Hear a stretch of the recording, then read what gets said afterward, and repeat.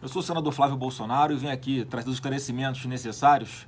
E eu só peço a todos vocês que assistam o vídeo até o final, porque é importante que eu vou falar aqui. Eu vou rebater ponto a ponto dessas atrocidades que o Ministério Público está acusando a mim e a várias pessoas no meu entorno, né, de fazerem. E desculpa a demora na resposta, porque infelizmente é um processo que corre em segredo de justiça, mas parece que o sigilo vale apenas para mim, porque eu fico sabendo das coisas pela imprensa. Então, pelo que são na imprensa, eu vou começar a rebater algumas coisas aqui. Em primeiro lugar, eu queria perguntar aqui para as autoridades competentes a questão dos vazamentos de informações sigilosas.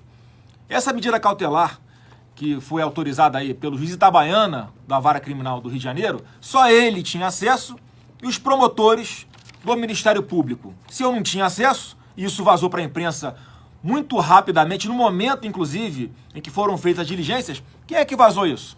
Foi o juiz? Foram os promotores? Foram ambos? De que é a responsabilidade por esse crime que acaba prejudicando muito a minha defesa, já que eu não tenho nada a esconder e rebateria facilmente, ponto a ponto, dentro do procedimento? Para que traz para a imprensa? Para desgastar a minha imagem e, obviamente, é para atingir o presidente Bolsonaro. Agora, esse juiz que virou motivo de chacota no Judiciário do Rio, que quebrou o sigilo fiscal, bancário, de 95 pessoas, incluídas aí pessoas jurídicas, com apenas 4 linhas, sem nenhuma fundamentação. Esse mesmo juiz que autoriza tudo que o Ministério Público pede, sem sequer ter preocupação e o cuidado necessário para avaliar o que está sendo pedido. Por exemplo, o Ministério Público me acusa de ter um patrimônio de 9 milhões de reais, que não é meu patrimônio, que é muito menor do que isso. Não tem nenhum cuidado de tomar essa providência. É esse mesmo juiz que autoriza a busca e apreensão agora na casa de pessoas que sequer estavam no procedimento investigatório do Ministério Público. Tenha cuidado para avaliar as coisas, autorizar. O senhor está tratando de vidas de pessoas trabalhadoras, honestas, inocentes. É esse mesmo juiz que, no meu ponto de vista, é incompetente para analisar o meu caso, já que eu era deputado estadual à época. Eu não estou aqui pedindo foro privilegiado nenhum, não. Até porque isso está fora da minha escolha. É o que diz a legislação. Não tinha que estar nada sendo feito por esse juiz, mas vamos tomar as providências. Agora, é importante um pequeno detalhe. Sabe aonde a filha desse juiz trabalha, a Natália Nicolau? Trabalha com o governador Wilson Witzel. Está lá até hoje. E olha, é uma boquinha que parece ser boa, o Ministério Público. Vocês podem investigar, porque inclusive eu ouço falar, não sei se é verdade, eu ouço falar que ela não aparece muito por lá, não. Tá? Então era bom vocês investigarem se não tem um funcionário fantasma dentro do gabinete do governador, que é filha desse juiz Flávio Itabaiana. Mas vamos passar aqui rapidamente para o ponto a ponto, pelo menos os 5 principais que eu vi que foram colocados aí na imprensa. Em primeiro lugar, com relação ao meu ex-assessor Queiroz. Hoje, a capa do Jornal Globo é que ex-assessores de Flávio Bolsonaro depositaram 2 milhões na conta do Queiroz. Só que eles não explicam que isso era um período de 12 anos e que grande parte, a maioria esmagadora desses recursos, são oriundos, sabe de quem? Dos próprios parentes deles, que trabalhavam lá também. Ele já falou isso publicamente, que geria os recursos da família. E a família depositava o dinheiro na sua conta e ele fazia o que queria com o dinheiro. Eu não tenho nada a ver com isso. O que é que eu tenho a ver com o que a pessoa faz com seus recursos, do seu trabalho? Todos trabalhavam. Se deixa o salário todo na conta, se tira 100%, se tira 30%, não importa, eu não tenho nada a ver com isso. A pessoa faz o que quiser com o dinheiro que é dela. Então, não sejam tendenciosos. Vocês mais uma vez estão trazendo a público, expondo ao ridículo, ao absurdo, ao constrangimento, pessoas que são trabalhadoras e que estavam se explicando dentro do processo. Para quê ficar trazendo esse assunto à baila em público? Para dificultar a defesa deles? Para atingir o presidente Bolsonaro? O outro ponto, agora estão atacando a minha loja de chocolate dentro de um shopping, que foram compradas, obviamente, com recursos meus e da minha esposa. Tudo declarado em imposto de renda. Tudo informado à junta comercial. Eu sou casado com ela em regime de comunhão parcial de bens. Tudo que depois do casamento, que eu compro, que ela compra, os nossos bens, eles se comunicam. Não tem nenhum problema de ela pagar uma parte dessa loja que a gente comprou. Da mesma forma, meu sócio Alexandre, ele tem lá os comprovantes de que fez o pagamento direitinho para aquisição da loja. Para de ficar inventando uma narrativa absurda onde não existe. Aí outra acusação agora apesar de ser 50% para o Flávio e 50% para o sócio dele, O Flávio recebe muito mais dividendos de lucros do que o sócio. Mas é óbvio, alguém tem alguma dúvida que eu levo mais clientes para a loja do que ele? Não é obviamente natural que na hora de distribuição dos lucros eu tenho uma parte maior? Qual o problema nisso? Já estão me acusando de lavar dinheiro na loja? Isso é um absurdo, uma leviandade.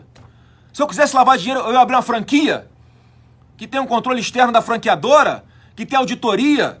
Eu ia abrir uma outra atividade qualquer que eu não devesse satisfação para ninguém. E tudo declarado em imposto de renda. E se eu fosse vagabundo, quanto muitos pensam, você acha que eu ia estar preocupado em abrir uma franquiazinha? Em abrir um negócio particular fora do meu mandato? Se eu tivesse alguma sacanagem, eu não estava preocupado com isso. Dinheiro não seria problema para mim. Mas eu sempre fiz tudo direitinho, dentro da lei. Passei 16 anos como deputado estadual na LERJ. Nunca teve uma vírgula. É só após as eleições de 2018 é que começou o problema todo. Por que será? Qual é a coincidência? Qual o fato novo? Jair Bolsonaro ser eleito presidente do Brasil. Então não tem nada a esconder com relação à loja. Aí acusam, a loja recebeu, a loja fez recebeu muitos depósitos em dinheiro. É óbvio, ô energúmenos. É um comércio. As pessoas pagam em dinheiro também. E pagam em dinheiro, a gente recebe na loja e depois deposita na conta da loja. Qual o problema? O que tem de ilegal nisso? Olha a narrativa absurda que estão construindo em torno disso, como se eu lavasse dinheiro lá. É igual estão fazendo agora, outro ponto também, que eu já passo aqui, outra sacanagem que estão fazendo com o Diego, que é um policial militar, amigo meu, e que em uma única ocasião na minha vida, eu, se não me engano, foi porque o banco já tinha fechado, né, e eu não tinha aplicativo no telefone na época, eu pedi para ele pagar uma conta para mim, que era um boleto de uma parcela do apartamento que eu estava pagando. Ele pagou e depois eu reembolsei. Qual o problema nisso? E aí vão cruzar as informações dos depósitos bancários. Aí tem, como ele é um pequeno empresário, a principal renda dele não é a polícia militar, ele é um pequeno empresário bem sucedido, e ele comprava produtos na minha loja no final do ano para dar de presente para os seus clientes. Como ele tem uma empresa de vigilância em Copacabana, ele, no final do ano, comprava produtos na minha loja e entregava aos seus clientes, que eram síndicos dos prédios ali em Copacabana. O que é que tem de absurdo nisso?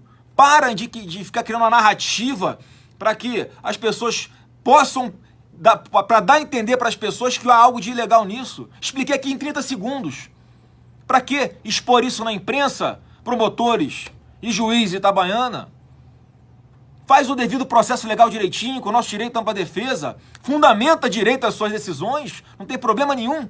Nunca reclamei de estar sendo investigado. Aliás, alguns falam, quem não deve não teme. Eu estou sendo investigado há 2 anos e não tem nada contra mim. E após mais de 1 ano de que tudo veio à baila, ele autoriza uma busca e apreensão de celulares, uma medida completamente inócua, exatamente para trazer o assunto à tona de novo. E justamente no momento, vocês vão se lembrar, em quem estava sob ataque era o governador do Rio de Janeiro, Wilson Witzel, que está sendo acusado de receber caixa 2 durante a sua campanha, que está sendo acusado de esquema de favorecer empresário amigo na Lotérgia, de ser 300 e quantos milhões de reais. Aí no dia seguinte eles deflagram essa operação. Pode ter sido uma coincidência, Romeu. Vamos acreditar que foi uma coincidência. Outra coisa aqui que acusa a gente também é com relação aos parentes da ex-mulher do meu pai, que mora lá em Resende. E aí, nessa parte, o Ministério Público ele admite a parceria dele com o Jornal Globo. Ele traz para dentro do processo as reportagens como se isso fosse prova de alguma coisa.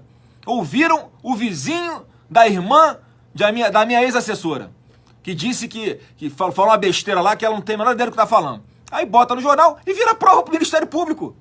Está nesse nível no Rio de Janeiro. Então são pessoas que trabalhavam lá em Resende.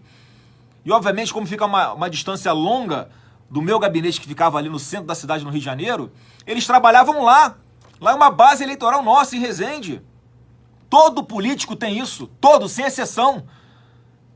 Os assessores, né, que nós parlamentares temos, eles nem sempre ficam fisicamente dentro do gabinete. Eles podem trabalhar em outras cidades, em bases eleitorais que nós temos, e essas pessoas trabalhavam. Você que está me assistindo, que por acaso encontrou com a gente numa formatura lá em Resende, na Academia Militar das Agulhas Negras, vai se lembrar quantas vezes vocês não nos viram, por exemplo, inclusive eu, panfletando no sinal de trânsito na saída da formatura, junto com essas pessoas que estão sendo acusadas aqui de serem fantasmas, que trabalhavam, ralavam lá um sol de meio-dia e a gente distribuindo nosso informativo, prestando conta do nosso mandato. Essas pessoas entregavam cartas para os nossos cadastrados lá na cidade, em mãos, traziam demandas, defendiam o nosso mandato lá, pessoas trabalhadoras. E agora são colocadas aí por parte da imprensa pelo Ministério Público como criminosas. Isso é uma sacanagem sem tamanho. Tenham mais responsabilidade na hora de apontar o dedo para alguém. Vamos ver se eu não esqueci de nada aqui. A questão agora dos meus apartamentos também, né? Virou moda. Só porque eu consigo comprar um apartamento num preço bom, eu tô lavando dinheiro com imóveis agora. Bom, só para entender, para que todos entendam, são 2 kitnets que eu comprei de 29 metros quadrados, sem vaga na garagem, cacarecada, lá em Copacabana. Eu comprei de um grupo de investidores americanos que estavam saindo do Brasil. E eles me ofereceram os 2 imóveis do mesmo grupo. Eles me ofereceram 3 imóveis. Como eu não tinha dinheiro, eu comprei só 2. E é óbvio que eu consegui negociar um preço melhor, porque foram 2 imóveis do mesmo vendedor. E aí eu sou acusado de comprar os imóveis com valor 30% abaixo do valor de mercado à época. As pessoas, eles estavam saindo do Brasil, queriam se desfazer dos imóveis, eu tive a oportunidade de comprar, eu recolhi os impostos devidos sem problema nenhum, e agora eu sou, só porque numa relação de compra e venda, onde as partes acordaram o valor, eu não posso comprar mais barato? Eu tenho que comprar mais caro para não ter suspeita? Que loucura é essa? E tudo declarado no meu imposto de renda, impostos recolhidos, sem problema nenhum. Agora, é muito claro, né, para mim, que há uma perseguição absurda no Rio de Janeiro em cima de mim, porque querem me atingir para tentar atingir o presidente da República. Só um recado para vocês, não conseguirão, porque a gente não fez nada de errado, mais cedo ou mais tarde vai tudo ficar, obviamente, comprovado, e eu fiz questão de gravar esse vídeo para rebater ponto a ponto de cada acusação absurda que está sendo imputada a mim. E eu lamento, peço desculpas aí ao judiciário, porque é um processo que está em segredo de justiça, mas eu não tenho como ficar calado diante desses vazamentos contínuos, reiterados. Eles vazam medidas que são completamente sigilosas, secretas, que atrapalham as investigações, inclusive, mas não estão nem aí. Não estão nem aí porque o objetivo não é buscar a verdade. O objetivo é me atingir. E atingir o presidente da República. Não vão conseguir. Vocês não entenderam ainda que Deus está no comando de tudo? Eu tenho plena confiança nisso. Trago aqui as provas, rebato ponto a ponto, sempre fiz isso, nunca me escusei de fazer nada. O próprio Queiroz, dentro do procedimento investigatório, já botou no papel que eu não tenho nada a ver com o que ele fez ou deixou de fazer. Mas isso a imprensa não vaza, o Ministério Público não vaza, os promotores, melhor dizendo, não vazam. Não quero aqui atacar a instituição do Ministério Público, jamais, que respeito muito. Agora, obviamente que há pessoas ali que, no mínimo, estão mal intencionadas, não estão buscando a verdade, estão perseguindo, usando artifícios ilegais que constrangem as pessoas para buscar explicar uma coisa que simplesmente eu não fiz. Daí a dificuldade deles de até hoje não terem oferecido denúncia. Se já tem tudo comprovado, já tem a convicção de que eu tenho algum problema, por que não denunciou ainda? Não denunciou porque não tem o que falar de mim. Não tem do que me acusar. Falo por mim aqui. Tenho a consciência tranquila, não tenho nada a esconder de ninguém. E a todos vocês, prestem sempre muita atenção na narrativa que está sendo construída. Há, sim, um conluio de várias pessoas poderosas para, dia sim, dia também, atacar o presidente da República, causar uma instabilidade e tentar tirá-lo na força. Só que, mais uma vez, ele não está lá por acaso. Deus quis que ele estivesse lá. Deus quis que eu estivesse aqui, defendendo o governo no Senado, fazendo um mandato de total apoio ao presidente e que me dá muito orgulho de estar aqui representando o presidente, o meu estado amado, Rio de Janeiro. Então, no momento, é o que eu tinha a dizer. Peço que compartilhe esse vídeo para que não pare na cabeça das pessoas nenhuma dúvida da minha correção, da minha idoneidade e do meu comprometimento com o meu trabalho, com o meu país e com a coisa sempre da forma correta. Um forte abraço a todos e fiquem com Deus.